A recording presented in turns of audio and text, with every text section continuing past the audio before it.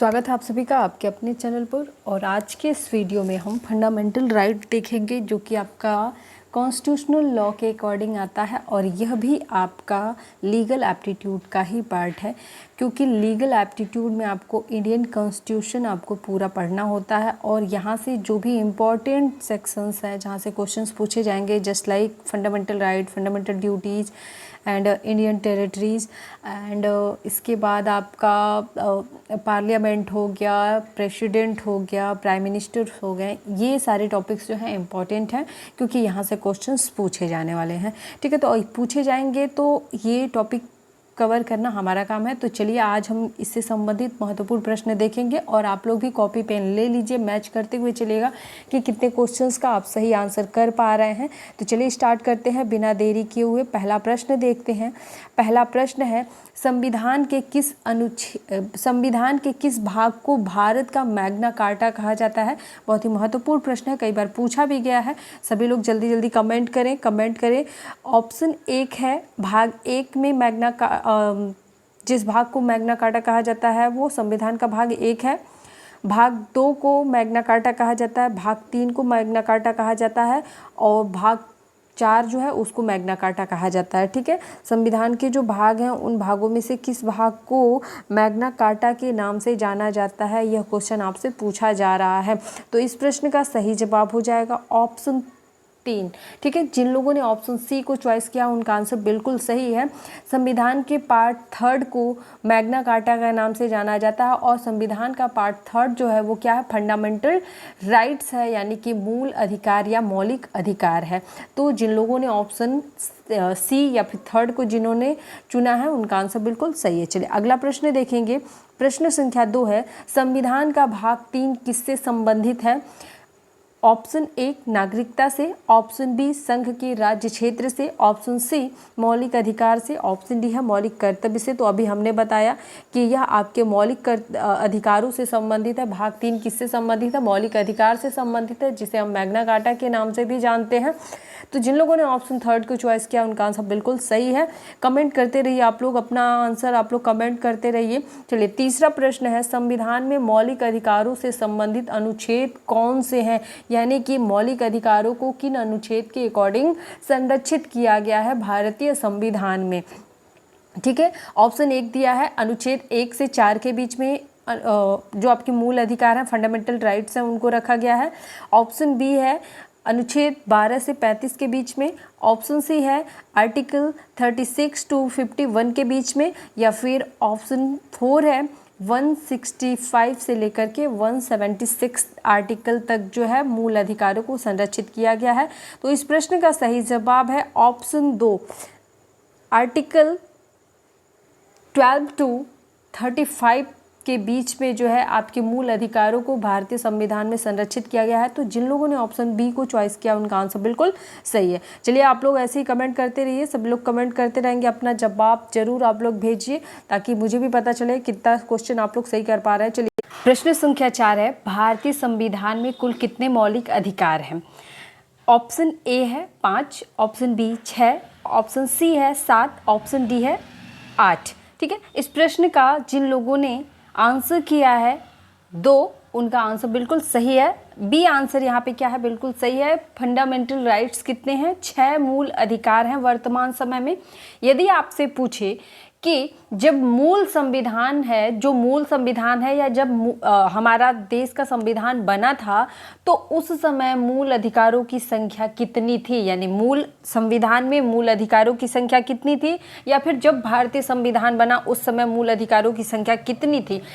तब मूल अधिकारों की संख्या 7 थी, क्योंकि 7वां जो हमारा मूल अधिकार था संपत्ति का अधिकार, वर्तमान समय में वह एक विधिक अधिकार है जिसे अनुच्छेद 300 क के अकॉर्डिंग भारतीय संविधान में संरक्षित किया गया है। चलिए आगे प्रश्न देखते हैं। प्रश्न संख्या 5 है, भारतीय संविधान द्वारा भारतीय नागरिकों को मूल रूप से कुल कितने मौलिक अधिकार प्रदान किए गए थे। ठीक है, अब यहाँ पे क्वेश्चन समझिए आप लोग। क्वेश्चन आपसे ये कह रहा है कि जो भारतीय संविधान के मूल नागरिक थे, ठीक है, मूल नागरिक यानी कि जब संविधान बना तो भारतीय नागरिकों को कितने मूल अधिकार दिए गए थे। तो जब भारतीय संविधान बना था तो कितने मूल अधिकार दिए थे, हमने अभी पिछले क्वेश्चन में इस पे चर्चा किया। वर्तमान में मूल अधिकारों की संख्या 7 है, और जब मूल संविधान बना था तो मूल अधिकारों की संख्या कितनी थी, 7 थी। संपत्ति का अधिकार जो है वर्तमान में विधिक अधिकार करार दे दिया गया है, और वर्तमान में हमारे पास 6 मूल अधिकारी हैं, लेकिन जब हमारा संविधान बना था तो उस समय हमारे पास 7 मूल अधिकार थे। ठीक है, तो इस प्रश्न का सही जवाब हो जाएगा ऑप्शन थर्ड। तो जिन लोगों ने ऑप्शन थर्ड को चॉइस किया उनका आंसर बिल्कुल सही है। चलिए कमेंट करते रहिए आप सभी लोग, कमेंट के थ्रू आप लोग अपनी प्रतिक्रिया देते रहिए। चलिए छठवां प्रश्न है, भारतीय संविधान में मौलिक अधिकार किस देश के संविधान से लिए गए हैं। भारतीय संविधान में मौलिक अधिकार किस देश के संविधान में लिए गए हैं। ये आपके इंडियन कॉन्स्टिट्यूशन के फीचर्स हैं, कि मतलब कि विशेषताएं हैं कि भारतीय संविधान कहाँ कहाँ से लिया गया है, एडॉप्ट किया गया है। ऑप्शन ए है इंग्लैंड, ऑप्शन बी है अमेरिका, ऑप्शन सी है फ्रांस, ऑप्शन डी है जर्मनी। इस प्रश्न का सही जवाब हो जाएगा ऑप्शन 2, अमेरिका से लिया गया है मौलिक अधिकार। मौलिक अधिकार कहाँ से लिया गया, संयुक्त राष्ट्र अमेरिका से लिया गया है। तो जिन लोगों ने ऑप्शन 2 को चॉइस किया है उनका आंसर बिल्कुल सही है। जल्दी जल्दी आप लोग कमेंट करते रहिए। चलिए सातवां जो क्वेश्चन है, भारतीय संविधान के अनुसार निम्न में से कौन सा मूल अधिकार नहीं है। क्वेश्चंस को ध्यान में पढ़ते रहेंगे। यहाँ पे पूछ रहा है कि मूल अधिकार नहीं है। ठीक है, मूल अधिकार नहीं है। ऑप्शन ए है शिक्षा का अधिकार, ऑप्शन 2 सूचना का अधिकार, ऑप्शन 3 है भाषण का अधिकार, और ऑप्शन 4 है जीवन का अधिकार। तो इस प्रश्न का सही आंसर हो जाएगा ऑप्शन 2 सूचना का अधिकार, यानी कि आरटीआई जो है ये 2005 में आया है, और यह मूल अधिकार नहीं है, यह एक मूल अधिकार नहीं है। तो यहाँ पे ऑप्शन बी क्या हो जाएगा, हमारा सही आंसर हो जाएगा। तो जिन लोगों ने इस ऑप्शन को चॉइस किया उनका आंसर बिल्कुल सही है। चलिए आगे प्रश्न देखते हैं। प्रश्न संख्या 8 है, निम्न में से कौन से मूल अधिकार राष्ट्रीय आपातकाल के दौरान स्वतः समाप्त नहीं होते। देखिए बहुत ही महत्वपूर्ण प्रश्न है ये, कि जब इमरजेंसी सेवाएं लागू कर दी जाती हैं देश में, तो ऐसे कौन से फंडामेंटल राइट्स हैं जो जिनका निलंबन नहीं हो सकता, जिन्हें समाप्त नहीं किया जा सकता। ऑप्शन ए है अनुच्छेद 19 और 20, ऑप्शन 2 है अनुच्छेद 29 और 30, ऑप्शन 3 है अनुच्छेद 20 और 21, ऑप्शन 4 है 25 और 28। ठीक है, 25 से 28। तो इस प्रश्न का सही जवाब है ऑप्शन थर्ड, अनुच्छेद 20 और 21। यह प्रावधान करते हैं कि यदि देश में इमरजेंसी सेवाएं लागू हो जाती हैं तो भारतीय नागरिकों को जो मूल अधिकार दिए गए हैं अनुच्छेद 20 और 21 के अकॉर्डिंग, उनका निलंबन नहीं किया जा सकता। ठीक है, तो ऑप्शन थर्ड क्या हो जाएगा, इस प्रश्न का सही आंसर हो जाएगा। तो जिन लोगों ने ऑप्शन थर्ड को चॉइस किया उनका आंसर बिल्कुल सही है। चलिए आगे प्रश्न देखते हैं। प्रश्न संख्या 9 है, संविधान में उद्घोषित मौलिक अधिकारों में संशोधन किया जा सकता है। संविधान का जो मौलिक अधिकार है उसमें संशोधन किस प्रकार से किया जा सकता है या कौन कर सकता है। ऑप्शन 1 है राष्ट्रपति कर सकता है मौलिक अधिकारों में संशोधन, ऑप्शन 2 है सर्वोच्च न्यायालय द्वारा इसमें संशोधन किया जा सकता है, ऑप्शन 3 है संसद द्वारा किया जा सकता है, ऑप्शन डी है निम्न में से कोई नहीं। इस प्रश्न का सही जवाब हो जाएगा ऑप्शन 3, संसद द्वारा क्या किया जा सकता है, मूल अधिकारों में परिवर्तन किया जा सकता है या फिर संशोधन किया जा सकता है। देखिए मूल अधिकारों को समाप्त नहीं किया जा सकता लेकिन संशोधन किया जा सकता है। संविधान को कभी भी समाप्त नहीं किया जा सकता लेकिन संविधान में संशोधन किया जा सकता है। जैसा कि आप देखते होंगे कि हमेशा संविधान में कुछ ना कुछ परिवर्तन संशोधन होते रहता है। तो इस प्रश्न का सही जवाब हो जाएगा ऑप्शन थर्ड। चलिए आगे प्रश्न देखेंगे। 10वां प्रश्न है, मौलिक अधिकारों को लागू करने का दायित्व तो किस पर होता है, यानी कि जो फंडामेंटल राइट्स हैं उनको लागू कराने का अधिकार किसके पास होता है। ऑप्शन 1 उच्चतम न्यायालय के पास, ऑप्शन 2 उच्च न्यायालय के पास, ऑप्शन 3 है संसद के पास और ऑप्शन 4 है, 1 और कथन 2 दोनों ही सही हैं। तो यहाँ पे 10 प्रश्न का जो आंसर हो जाएगा ऑप्शन 4 हो जाएगा।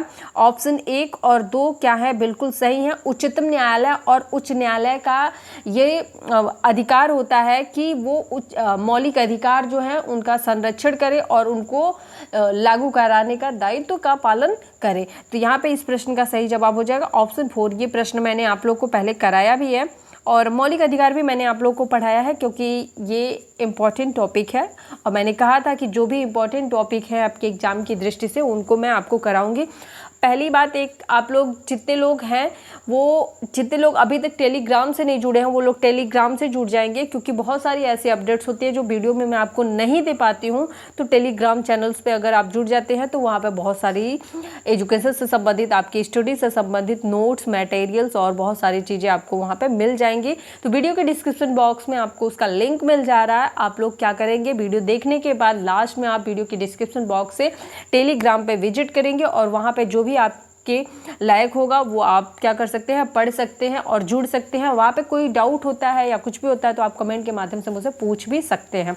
तो चलिए, एक स्टूडेंट ने ये क्वेश्चन किया था कि मैम व्हाट्सएप ग्रुप बना दीजिए। देखिए, आपको मैंने ये छूट दी है कि टेलीग्राम पे मैं आप लोगों से रेगुलर पूछती रहती हूँ। किसी को कुछ पूछना है तो आप उस कमेंट के नीचे जिसको जो भी पूछना है आप वहाँ पे अपना प्रश्न क्या कर सकते हैं, छोड़ सकते हैं और मैं आपका जब भी मेरे को टाइम होगा मैं अपना देखूंगी और आपके प्रश्नों का वहाँ पे जवाब दे दूंगी। और ऐसा कभी भी नहीं होता है कि मैं आपके प्रश्न देखूं और उनका उत्तर ना दूं। ठीक है, तो जब भी मैं आपसे प्रश्न पूछती हूँ कि कोई प्रश्न पूछना है तो वहाँ पे आप उसको मेंशन कर दिया करिए। चलिए, 11वां प्रश्न आपका हो गया, 10वां प्रश्न हो गया। 11वां प्रश्न है, मौलिक अधिकारों का निलंबन कौन कर सकता है। ठीक है, मौलिक अधिकारों का निलंबन कौन कर सकता है। ऑप्शन ए राष्ट्रपति, ऑप्शन 2 प्रधानमंत्री, ऑप्शन 3 है मुख्य न्यायाधीश, ऑप्शन 4 है संसद। इस प्रश्न का सही जवाब हो जाएगा ऑप्शन ए राष्ट्रपति क्या कर सकता है, मूल अधिकारों का निलंबन कर सकता है। कैसे होता है मूल अधिकारों का निलंबन, जब भी देश में क्या होगी, इमरजेंसी सेवाएं लागू होंगी तो ऐसी कंडीशन में जो हमारे फंडामेंटल राइट्स हैं उनका निलंबन हो जाता है। मात्र अनुच्छेद 19 और 20 ही क्या होते हैं जिनका निलंबन नहीं हो सकता, बाकी जितने भी हमारे फंडामेंटल राइट्स हैं उनका निलंबन हो जाता है। तो चलिए आगे प्रश्न देखते हैं। प्रश्न संख्या 12 है, क्षमता का अधिकार कौन से अनुच्छेद में दिया गया है। ऑप्शन 1 है अनुच्छेद 12, ऑप्शन 2 है 14 से 18, ऑप्शन 3 है अनुच्छेद 19 से 22 और ऑप्शन 4 है 23 से 24। इस प्रश्न का जिन लोगों ने ऑप्शन 2 चॉइस किया है उनका आंसर बिल्कुल सही है और रिपीटेड क्वेश्चन है, कई बार पूछा भी गया आपके एग्जाम में। तो अनुच्छेद 14 से 18 के बीच में समानता का अधिकार भारतीय संविधान में संरक्षित किया गया है। चलिए आगे प्रश्न देखेंगे। 13 प्रश्न है, अनुच्छेद 23 से 24 नागरिकों को किस अधिकार को वर्णित करता है। भारतीय नागरिकों को जो अधिकार दिए गए हैं उनमें से अनुच्छेद 23-24 कौन से अधिकार को दर्शाता है, यह प्रश्न आपसे पूछा जा रहा है। ऑप्शन 1 है स्वतंत्रता का अधिकार, ऑप्शन 2 है धर्म की स्वतंत्रता का अधिकार, ऑप्शन 3 है शिक्षा संबंधित अधिकार, ऑप्शन डी है शोषण के विरुद्ध अधिकार। इस प्रश्न का सही जवाब हो जाएगा ऑप्शन 4, शोषण के विरुद्ध अधिकार संरक्षित किया गया है अनुच्छेद 23 और 24 में। ठीक है, चलिए आगे प्रश्न देखते हैं। प्रश्न संख्या 14 है, भारतीय संविधान के निम्नलिखित अनुच्छेदों में से कौन विधायन सत्ता पर पूर्ण नियंत्रण लगाता है। देखिए, ये आप लोग मतलब ये सोच के कि ये यूपी पीसीएस पे पूछा हुआ प्रश्न है, मैं कैसे कर सकता हूँ, ऐसा कुछ भी नहीं समझना आपको। देखिए, ये मेंशन करने का मतलब ये है कि ये टॉपिक इम्पॉर्टेंट है और यहाँ से कई सारे क्वेश्चंस कई तरीके से पूछे जा सकते हैं। तो आप लोगों को तैयारी करनी होगी अच्छे से आगे, चूँकि ये नहीं है कि आप एलएलबी कर रहे हो, बीएलएलबी कर रहे हो तो सिर्फ आपको यहीं पर, अभी तो आप सिर्फ शिक्षा ले रहे हैं, जब आपको रोजगार की ज़रूरत होगी ना तो आपको इन्हीं चीज़ों में जाना है। तो पहले से ही अपना टारगेट क्या कर लीजिए, अपना गोल क्या कर लीजिए, फिक्स कर लीजिए कि आपको एपीओ बनना है या फिर आपको किसी कंपनी के लिए काम करना है, लीगल एडवाइज़र बनना है, या फिर आपको जुडिशरी की तैयारी करना है, या PCS जे करना है, क्या करना है, आप लोग अपना गोल फिक्स कर लीजिए और एक बार कमेंट में मेंशन भी करिएगा ताकि उसके अकॉर्डिंग मैं आपकी तैयारी भी करा सकूं। फिलहाल इस क्वेश्चन पे फोकस करते हैं और यहाँ पे विधान सत्ता पर पूर्ण नियंत्रण लगाता है, कौन सा अनुच्छेद विधान सत्ता पर पूर्ण नियंत्रण लगाता है, यह प्रश्न आपसे पूछा जा रहा है। अनुच्छेद 14, अनुच्छेद 15, अनुच्छेद 16 और अनुच्छेद 17 कौन लगाता है? तो इस प्रश्न का सही आंसर हो जाएगा ऑप्शन 1 अनुच्छेद 14। यह प्रावधान करता है विधान सत्ता पर पूर्ण नियंत्रण लगाया जा सकता है। तो जिन लोगों ने ऑप्शन 1 को चॉइस किया उनका आंसर बिल्कुल सही है। चलिए 15वां प्रश्न है, भारतीय संविधान में नौकरियों का समान अवसर प्रदान किया गया है, यानी कि सभी भारतीय नागरिकों को नौकरी के लिए, रोजगार के लिए समान अवसर प्रदान किए जाते हैं। यह प्रश्न आपसे पूछा जा रहा है किस अनुच्छेद के अकॉर्डिंग? ऑप्शन 1 है 18 अनुच्छेद के अकॉर्डिंग, ऑप्शन 2 है अनुच्छेद 19 के अकॉर्डिंग, ऑप्शन 3 है अनुच्छेद 14 के अकॉर्डिंग, अनुच्छेद 16 के अकॉर्डिंग। तो इस प्रश्न का सही जवाब है ऑप्शन 4 अनुच्छेद 16 के अकॉर्डिंग। यह प्रावधान किया गया है कि भारतीय नागरिक जितने भी होंगे उनको रोजगार के लिए समान अवसर प्रदान किए जाएंगे। तो जिन लोगों ने ऑप्शन 4 को चॉइस किया उनका आंसर बिल्कुल सही है। चलिए अगले प्रश्न की तरफ बढ़ेंगे। आप लोगों के ये भी कमेंट थे कि मैम 10 क्वेश्चन 15 क्वेश्चन भी आप करा रही हैं, इससे ज़्यादा कराइए। तो चलिए आप लोग को आज 30 क्वेश्चन मैं कराने वाली हूँ, 30 क्वेश्चन कराऊंगी इस टॉपिक से। तो लगे रहिए और लास्ट तक देखिएगा और कमेंट करते रहिए बराबर से। 16वां प्रश्न है, अनुच्छेद 19 कितने प्रकार की स्वतंत्रता की गारंटी देता है? देखिए आर्टिकल 19 जो है ना, वाक की स्वतंत्रता है, प्रेस की स्वतंत्रता है। वाक मतलब बोलने की स्वतंत्रता प्रदान करता है, प्रेस की स्वतंत्रता आपका आर्टिकल 19 में दिया गया है। ठीक है, तो ये सारी चीज़ें आपको ज्ञात भी होनी चाहिए और बहुत ही महत्वपूर्ण आर्टिकल है आपका आर्टिकल 19, अनुच्छेद 19 बहुत ही महत्वपूर्ण आर्टिकल है। तो यहाँ पे कितने प्रकार की स्वतंत्रता की गारंटी देता है अनुच्छेद 19? ऑप्शन 1 है 4, ऑप्शन 2 5, ऑप्शन 3 6 और ऑप्शन 4 है 7। ठीक है, तो आपका जो अनुच्छेद 19 जो है ये 6 प्रकार के स्वतंत्रता की गारंटी देता है और यहाँ पे ऑप्शन 3 क्या हो जाएगा आपका? सही हो जाएगा। तो जिन लोगों ने ऑप्शन 3 को चॉइस किया उनका आंसर बिल्कुल सही है। चलिए आगे प्रश्न देखेंगे। प्रश्न संख्या 17 है, भारतीय संविधान को निम्नलिखित में से कौन सा अनुच्छेद प्रेस की स्वतंत्रता से संबंधित है? देखिए अभी मैंने आपसे चर्चा किया कि वाक की स्वतंत्रता, प्रेस की स्वतंत्रता अनुच्छेद 19 में दिया हुआ है। तो जिन लोगों ने ऑप्शन ए को चॉइस किया, पहले ऑप्शन को चॉइस किया, उनका आंसर बिल्कुल सही है। इन सभी प्रश्नों को आप नोट करते रहिएगा और उनके सही जवाब को भी। चलिए आगे प्रश्न देखते हैं। 18वां प्रश्न है, निम्नलिखित में से किस अनुच्छेद में कहा गया है कि किसी भी व्यक्ति को एक ही अपराध के लिए एक बार से अधिक अभियोजित एवं दंडित नहीं किया जा सकता? देखिए मतलब ये पूछ रहा है कि किस अनुच्छेद में ये चीज़ें की गई हैं। अब कह क्या रहा है उसको समझेंगे कि अगर कोई व्यक्ति एक बार उसको दंड दे दिया गया और मतलब एक ही अपराध के लिए उसे कितनी बार दंडित किया जा सकता है? तो सिर्फ किसी भी अपराध के लिए एक व्यक्ति को एक बार ही दंडित किया जा सकता है। किसी व्यक्ति को एक अपराध के लिए एक बार ही दंडित किया जा सकता है, बार बार दंडित नहीं किया जा सकता। और यह आपके भारतीय संविधान के किस अनुच्छेद में दिया गया है? और ये PCS लेवल का पंजाब PCS में पूछा हुआ प्रश्न है और बहुत ही एकदम A ग्रेड का क्वेश्चन है। तो जिन लोगों ने अभी इसका आंसर बिल्कुल सही दिया है उनके लिए बहुत अच्छी बात है। फिलहाल इस प्रश्न का जो ऑप्शन है अनुच्छेद 20, अनुच्छेद 21, अनुच्छेद 22 और अनुच्छेद 17 है। तो जल्दी से सोच करके बताइए इस प्रश्न का क्या सही जवाब होने वाला है। फिलहाल इस प्रश्न का जिन लोगों ने ऑप्शन ए का आंसर किया है उनका आंसर बिल्कुल सही है। अनुच्छेद 20 यह प्रावधान करता है कि यदि कोई अपराध करता है तो उस अपराध के लिए उसे मात्र एक बार ही दंडित किया जा सकता है। ठीक है ना, एक ही दंड के लिए उसे एक से अधिक बार दंडित नहीं किया जा सकता। इसलिए अनुच्छेद 20 क्या हो जाएगा? यहाँ पे सही हो जाएगा। चलिए आगे प्रश्न देखेंगे। 18वां प्रश्न है, 86वें संविधान संशोधन अधिनियम द्वारा शिक्षा का अधिकार मौलिक अधिकार में कब शामिल किया गया? पहले जो शिक्षा का अधिकार है जिसको हम आर्टिकल 21 ए के नाम से जानते हैं। अनुच्छेद 21A में आपके मौलिक शिक्षा का मौलिक अधिकार संरक्षित किया गया है और यह पहले जो है मौलिक अधिकारों में संरक्षित नहीं किया गया था। बाद में संविधान संशोधन 86वां संविधान संशोधन किया गया और उसमें परिवर्तन करके इसे मौलिक अधिकार करार दिया गया कि शिक्षा का अधिकार क्या होना चाहिए, मौलिक अधिकार होना चाहिए, जिसके अकॉर्डिंग यह बताया गया कि 6 से 14 वर्ष के जो बालक हैं उनको प्राथमिक शिक्षा जो हो उनको निःशुल्क प्रोवाइड कराई जाए और यह उनका मौलिक अधिकार होगा। जैसा कि आप देखते हैं कि प्राइमरी स्कूल में बच्चों को निःशुल्क शिक्षा दी जाती है और उनको वजीफ़ा यानी कि स्कॉलरशिप वगैरह भी प्रोवाइड किए जाते हैं, बुक पुस्तक और बाकी सारी चीज़ें भी प्रोवाइड की जाती है ताकि शिक्षा के अधिकार से वो वंचित ना रहें। यहाँ पे प्रश्न है आपका कि 86वें संविधान संशोधन द्वारा शिक्षा का अधिकार मौलिक अधिकार कब बनाया गया। ऑप्शन 1 है 1990 में, ऑप्शन बी है 1999 में, ऑप्शन थर्ड है 2000 में और ऑप्शन 4 है 2002 में। इस प्रश्न का सही जवाब है ऑप्शन 4।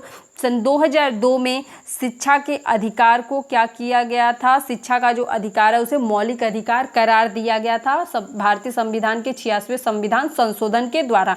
सभी पॉइंट्स इसका नोट कर लेंगे कि 2002 में 86वां संविधान संशोधन हुआ जिसके अकॉर्डिंग शिक्षा का अधिकार मौलिक अधिकार करार दिया गया था। चलिए आगे प्रश्न। क्वेश्चन नंबर 20 है, भारतीय संविधान का कौन सा अनुच्छेद व्यक्ति के विदेशी अधिकार को संरक्षण प्रदान करता है।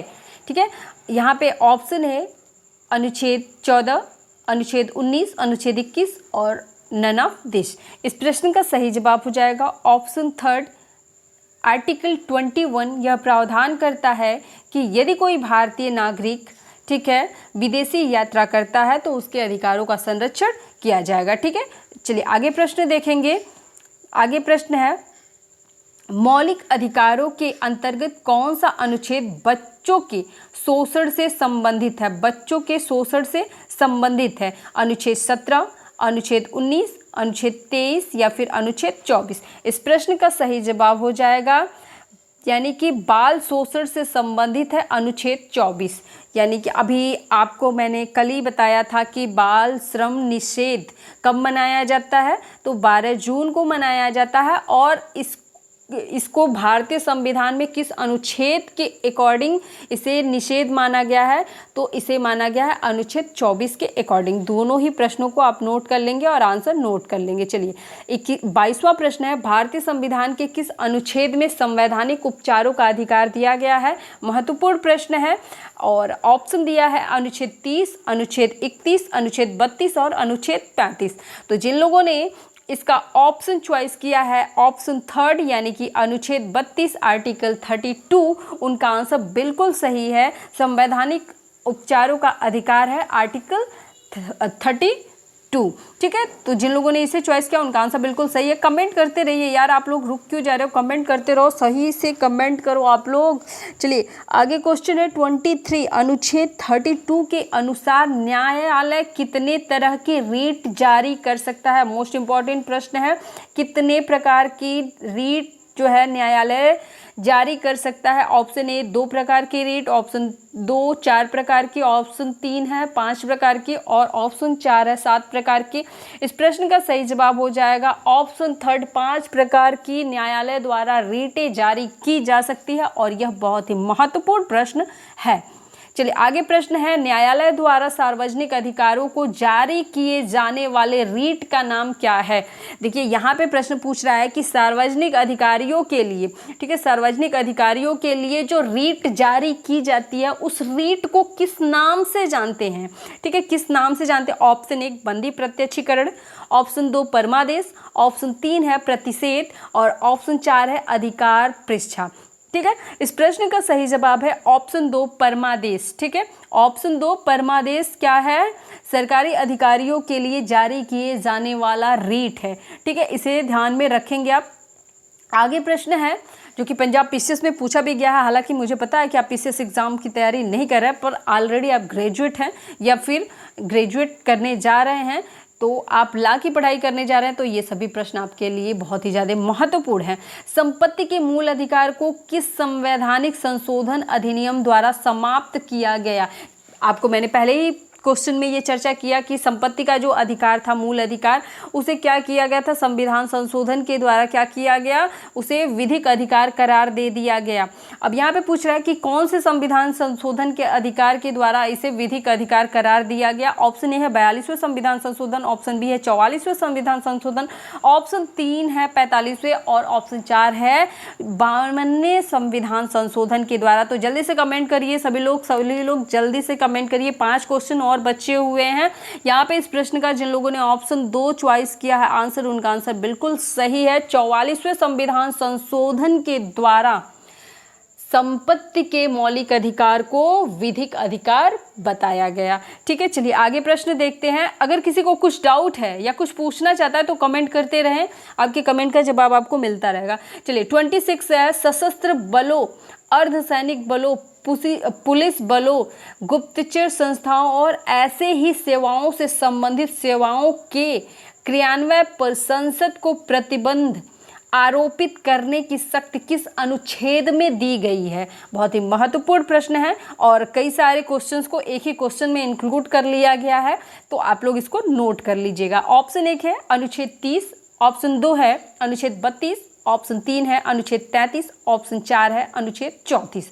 इस प्रश्न का सही जवाब है ऑप्शन 3 अनुच्छेद 33। यह प्रावधान करता है कि सशस्त्र बल, अर्धसैनिक बल, पुलिस बल या फिर गुप्तचर संस्था जो भी हैं, जो सेवाओं के क्रियान्वयन पर संसद को प्रतिबंधित करने की शक्ति प्रदान करती हैं। ठीक है, किस अनुच्छेद के अकॉर्डिंग, अनुच्छेद 33 के अकॉर्डिंग। चलिए आगे प्रश्न देखेंगे। प्रश्न संख्या 27 है, 27वां प्रश्न हमारा है, संविधान ने संसद को कुछ विशेष मूल अधिकारों को प्रभावी बनाने के लिए कानून बनाने की शक्ति किस अनुच्छेद के तहत दी है। देखिए बहुत ही महत्वपूर्ण है। देखिए भारत में अगर बात की जाए तो कॉन्स्टिट्यूशन तो सर्वोपरि है, पर कॉन्स्टिट्यूशन को लागू कराने का और कॉन्स्टिट्यूशन को सही तरीके से संचालित करने का या फिर हमारे भारतीय संविधान की व्याख्या करने का जो अधिकार प्राप्त है ना, और जो अधिकार या अथॉरिटी हम कह सकते हैं जो है, ये किसके पास है, ये सर्वोच्च न्यायालय के पास है। तो यहाँ पे क्वेश्चन पूछ रहा है कि सर्वोच्च न्यायालय को कानून बनाने का अधिकार तो मिला हुआ है, लेकिन संसद के दोनों सदनों में कोई भी प्रस्ताव पारित किया जाता है और उसे उस विधेयक को फिर कानून का रूप दे दिया जाता है। ठीक है, तो उस कानून को किस अनुच्छेद के अकॉर्डिंग बनाया जा सकता है, यानी कि किसी भी विधेयक को कानून के रूप में किस अनुच्छेद के अकॉर्डिंग स्वीकृत किया जा सकता है, यह प्रश्न आपसे पूछा जा रहा है। अनुच्छेद 33 के अकॉर्डिंग, अनुच्छेद 34, अनुच्छेद 35 या फिर अनुच्छेद 36। तो इस प्रश्न का जिन लोगों ने ऑप्शन 3 चॉइस किया उनका आंसर बिल्कुल सही है। अनुच्छेद 35 के अकॉर्डिंग संसद किसी भी विधेयक को क्या कर सकता है, यदि वह विधेयक बहुमत से पारित होता है दोनों सदनों में, तो उसे कानूनी रूप दे सकता है। चलिए आगे प्रश्न देखते हैं। प्रश्न संख्या 28 है, 28वां प्रश्न है, मार्शल लॉ से संबंधित मूल अधिकार किस अनुच्छेद के अंतर्गत दिया गया है। किस अनुच्छेद के अंतर्गत मार्शल लॉ से संबंधित मूल अधिकार प्रदान किए गए हैं। अनुच्छेद 30, अनुच्छेद 32, अनुच्छेद 34 या फिर अनुच्छेद 35।